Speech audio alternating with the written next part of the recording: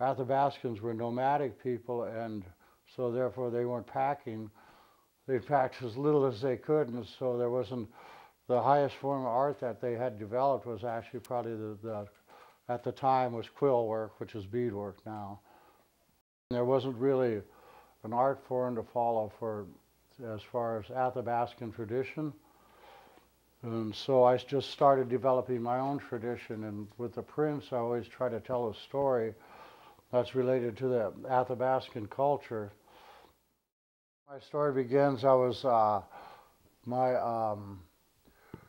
born in 1946, and my mom died about 3 or 4 years later, and I was in Tanana, and then I was in the, my mom was sick with TB, and that's when that epidemic was.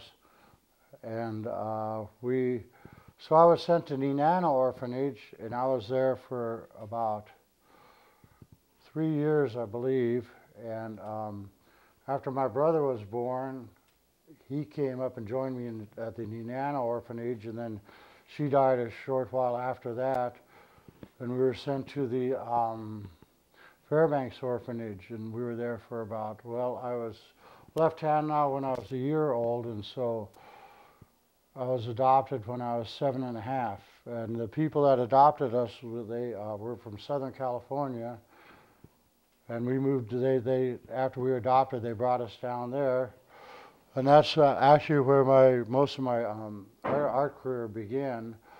And I didn't realize, I didn't know my talent until about the 3rd grade, and then I was doing a drawing of a robin, and it turned out really good, and I said, wow, I can draw.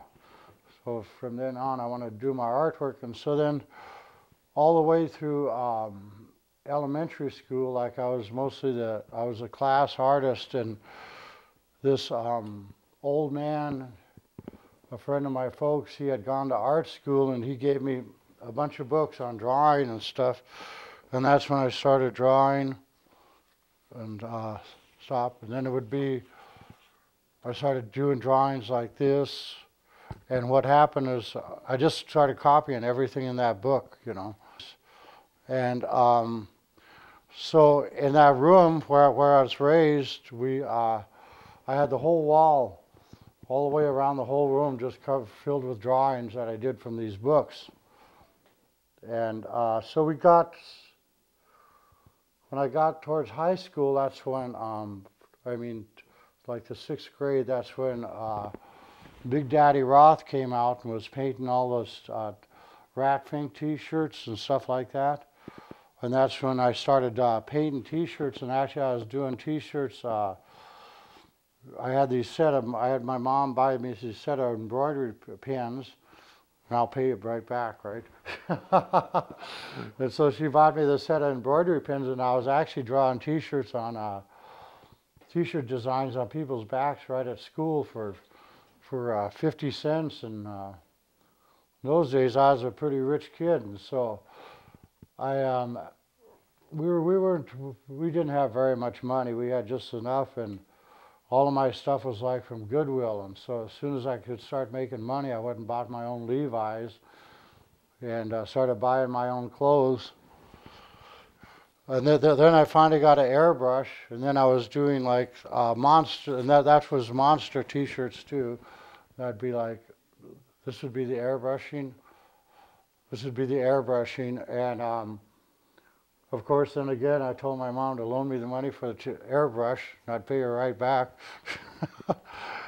And so that was the beginning, was doing the airbrush and doing the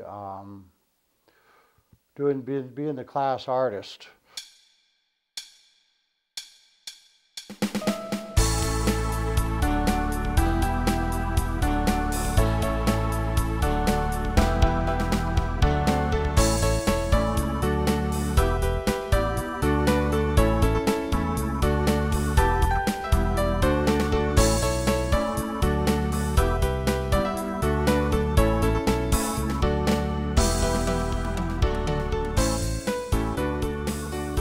Then in high school, I drew for the school newspaper, and that's when I was doing painting doing more work on cars, airbrushing, but that's also when my cousin showed me how to cut and style hair, and so then I bought all kinds of little stuff to start styling hair, and so I was styling hair, I was airbrushing, also I had designed a couple shirts that were actually manufactured, got $5.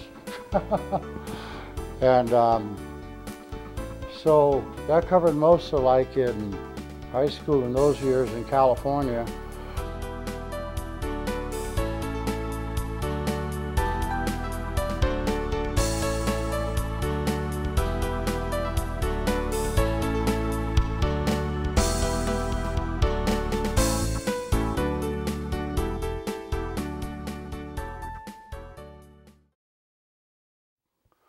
We decided to leave, and so me and my brother said, well, where are we going to go? And I said, well, let's go back to Alaska and try to find our family. And so that one summer we had fixed up this car, and our Mexican friend was going to come with us, and about a week or two before we were going to leave, we had all money invested in this car, and his sister got killed in a wreck on the freeway. And so he couldn't leave, and we just left him the car, and we started hitching up here.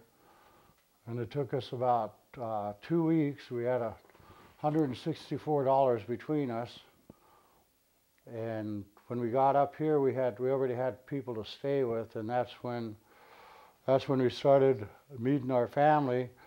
And that's when I started. I went right to the U, and then I found out about the Native Arts and Crafts program that Ron Sinungatuk was running, and so I started there in that program, and that's when I got that first commission for the doors.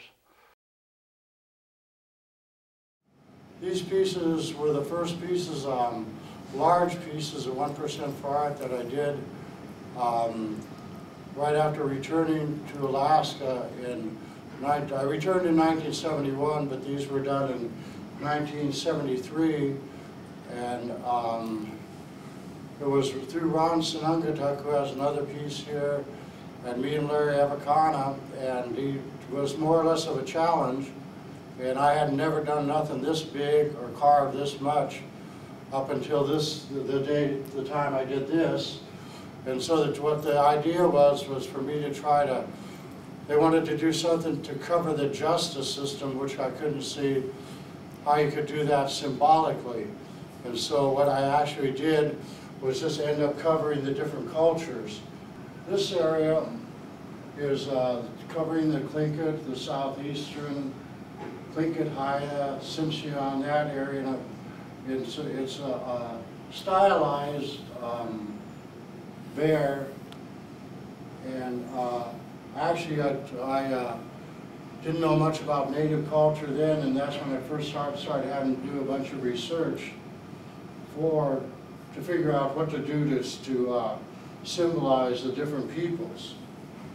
This is the Athabascan area, and I myself am Athabascan, and so what we have here is the bear spear, which is unique to the Athabascan people and was they'd have the bear charge him out of the den. The canoe is a birch bark canoe, and the mask itself is actually from way downriver, and with the background here at the water, they're supposed to symbolize the Yukon River or any of the rivers, because all the Athabascan people live on rivers, and that's why the salmon is so large, because that's the main part of the diet. And then these are the other animals that the Athabascans depend on. This is a coastal area, or the Eskimo, or the Nupiaq and Yupik, and other coastal peoples. And the symbols here are what they subsisted off of. And this is the whale, the walrus, and this harpoon here, and then the kayak. And I believe what I was doing here was a shaman, and then the rest would be the animals that they subsisted off, and this is their underground house, which they used year-round.